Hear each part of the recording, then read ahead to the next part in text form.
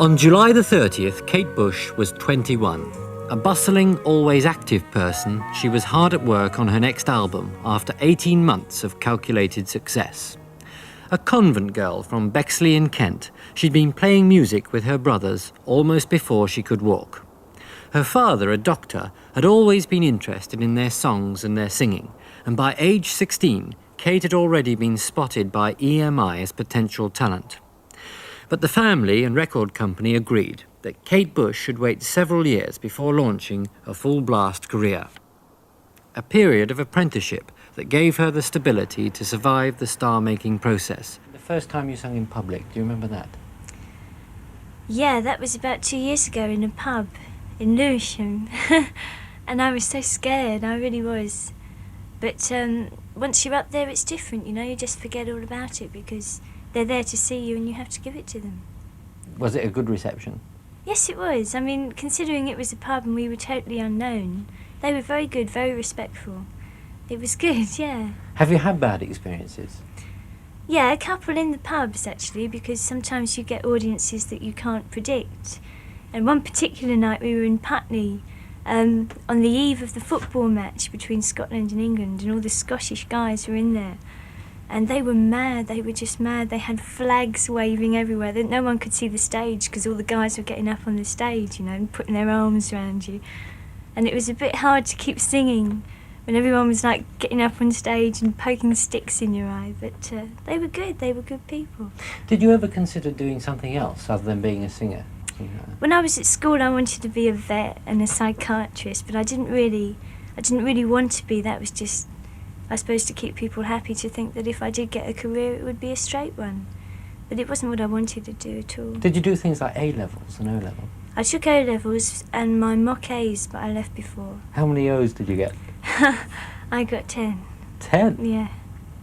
They must have been disappointed when you went off to sing. I don't think so, no. I think they thought I was a bit foolish. But I thought it was right. Was there one day when you decided, that's it, I'm going to be a singer, I'm going to make that a career? Yes, there was. I didn't think there would have been, but one day I was with a friend in a park and I just knew that was what I wanted to do. I had to leave school and I had to do it. And I'm very glad I did. In early January this year, Kate Bush had never performed before an important live audience. She had several successful singles to her name, a couple of albums in the charts, a string of TV appearances, but in a sense she was a media singer. When she took the decision to go on tour, no one doubted how important it could prove to her career. Because most live artists make their mistakes either in private or before a very small audience. Tonight, here at the Liverpool Empire, Kate Bush starts at the top, before several thousand. She can't afford to fail. We're all alone on the stage tonight. The planning started in earnest 3 months ago. A series of corridor discussions led to phone calls and then a production meeting. Time, space and even furniture can never be found, and most of the early and therefore important decisions were taken where people just ended up, sometimes in the back room of a friend of a friend. Has anyone spoken to the Musicians Union about this? Or PRS? No, the MU. Did anybody mention it to the MU? No. Not specifically, no. Because I have had instances before with people using tapes where the MU have picked up on it. You've re-recorded the backtrack with the band. Yeah, but We are re-recording. We are re-recording it. There's no agency for tour personnel. It's who you know, and more important, who's available. Altogether, the tour would employ 40 people. While the production team was still coming together, Kate Bush was working on her dancing.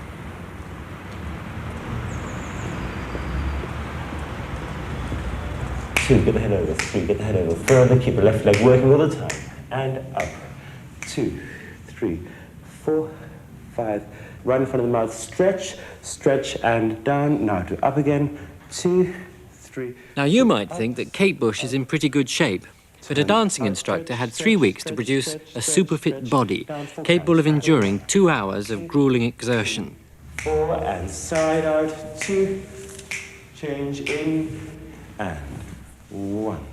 A doctor's daughter, not yet 21, with all the pressures of a £200,000 tour on her shoulders, selecting and rejecting the best advice she could find and buy. And center, and out. Okay. one of our problems is that Kate is dancing better and better. I mean, I'm teaching her, and she's working. It's incredible how far she's got.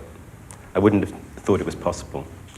And the problem now is that she's getting so good at dancing that it's going to be hard to keep her from dancing so that she can sing properly.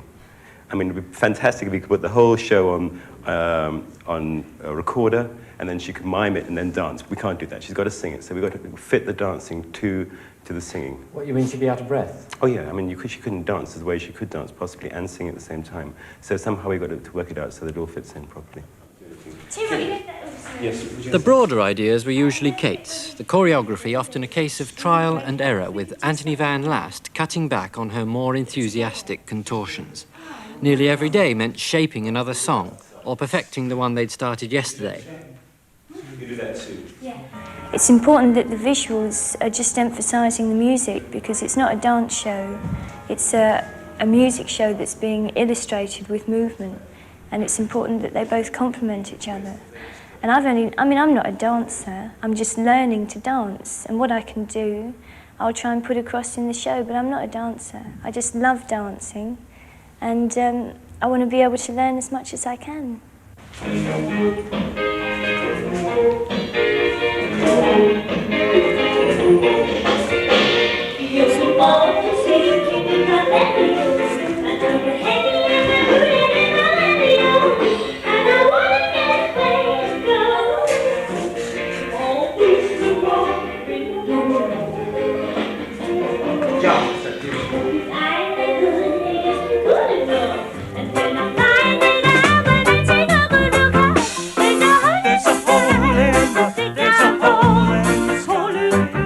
Every lunchtime, after leaving her dancing practice, physically drained, she'd drive across the Thames to Greenwich to rehearse the music.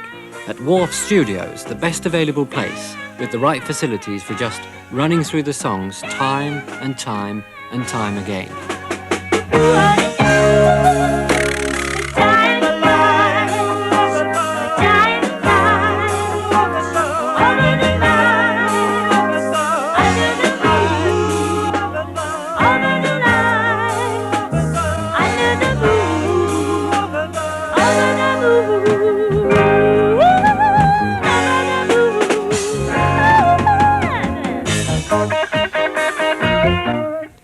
However many times they'd tried it before, they still kept going until it was perfect every time.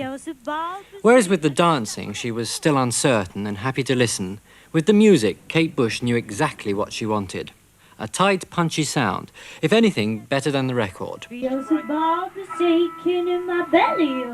not just reproducing the albums here, when you're a band, you have your own identity, and if you're just reproducing albums, there's not much point in having a band, you might as well just play the album. Does she ever lose her temper with you? No, do you ever lose your temper with it? Lose my temper? No. Come on, let's get on with it.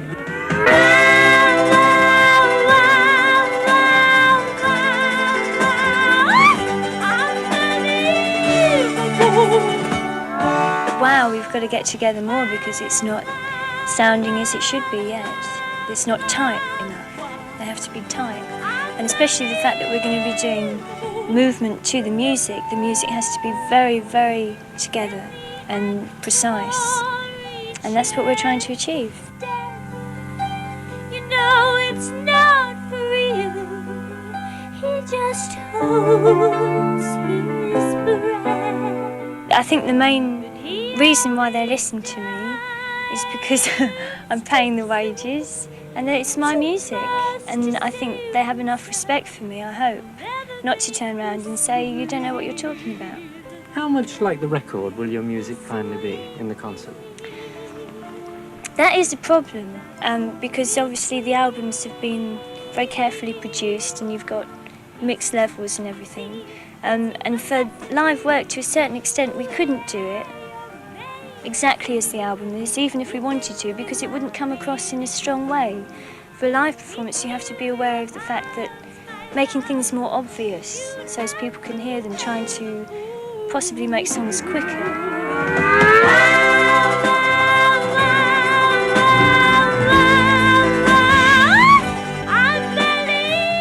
It was a combination of strong personality and discipline that kept Kate Bush in control of 8 accomplished musicians, some of them playing professionally while she was still at school. And she had the help of her 2 brothers. One of them, Paddy, had even found special instruments for the tour. What do you call it? It's called Strumento de Porco. That's its real name, or at least the name that Pretorius gave it. He was a writer on musical instruments in the 17th century. What do you use it for? We use it for a number with a Islamic flavour to it called kashka from Baghdad, and it sounds like a santur, which is traditional Arabian instrument played with hammers, just like this. You're Kate's brother, aren't you? Yeah, afraid so. Is it sort of a bit of a family business, really?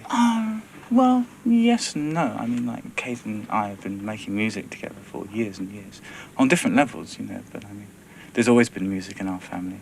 My other brother, John, he played, and I was in a band with him when I was about 13 or 14. Are you nervous about the concert tour? A little apprehensive. No, I think it'll be good fun, actually. Really good fun. I mean, we're so well rehearsed as far as it goes, and the music will take care of itself.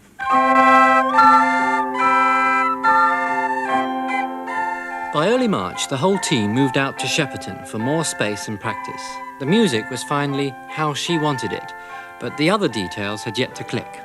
Some of the equipment had proven unsuitable, and more still had to be ordered, often costing thousands of pounds. And above all, one major problem had yet to be solved. She wouldn't be able to dance and sing and hold a microphone at the same time. An entirely new vocal sound system would have to be developed.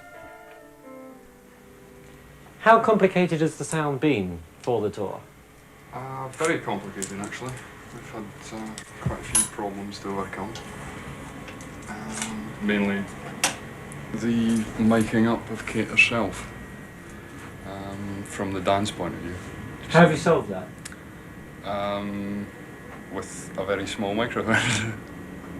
A small mic on a boom arm. It's going to be used from the side of her head. Half a dozen complete outfits were in their final stages, every single one capable of being changed quickly between songs.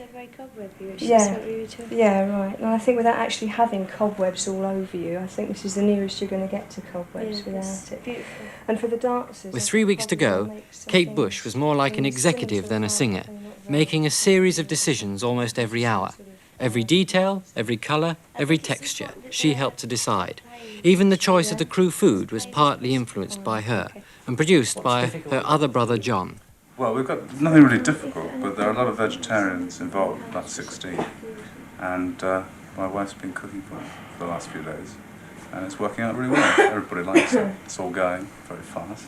It's almost a vegetarian tour, isn't it? Yeah, you could say that, yes. Yeah. Well, it's good food because it lets people carry on working afterwards. They're not walking around really laid out with a normal straight meat meal.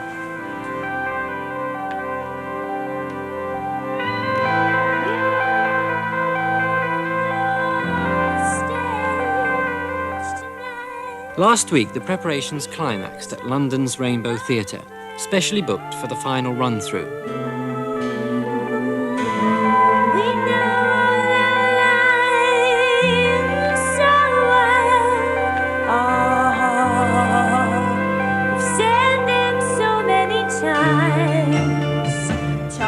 In conditions of surprising secrecy, the last wrinkles were gradually ironed out. After 2.5 months of intense hard work, everyone, including Kate herself, was holding up well. By then, the entire tour, finishing with 4 nights at the Palladium, had been sold out. You say we're fantastic, but still we don't have the groove.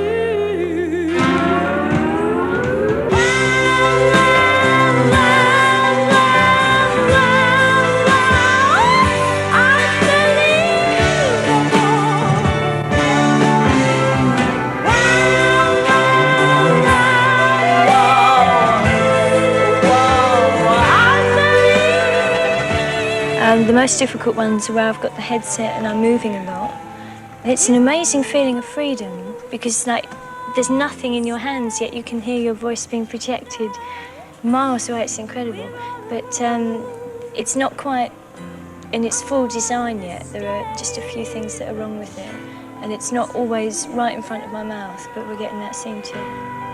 With only 1 week to go before opening, how do you think the rehearsals have gone so far? I think they're going very well.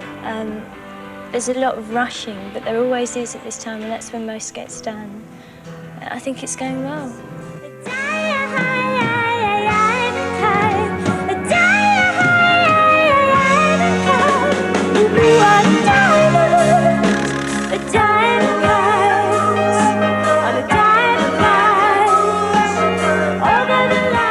The plan was for a fully integrated dancing, singing, clowning, conjuring, acting, poetical effects show, throwing everything in and just hoping it would hold together.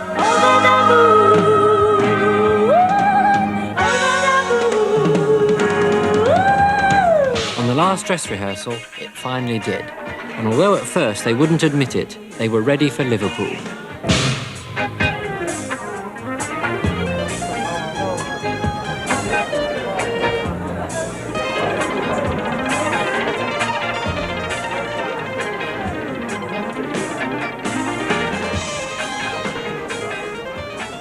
There'll never be another night quite like the first Kate Bush show at the Liverpool Empire.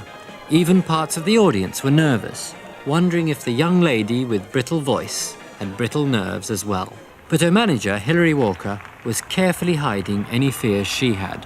It has been hard work every day, 7 days a week, but it's really been a question of getting the right people to do the right jobs at the right time and pulling them all together and making a big team and making it work. Are you nervous about tonight? Excited, I think we all are. Yes, we're all nervous, of course we are. But fingers crossed. It means a lot, doesn't it? Yes, it does.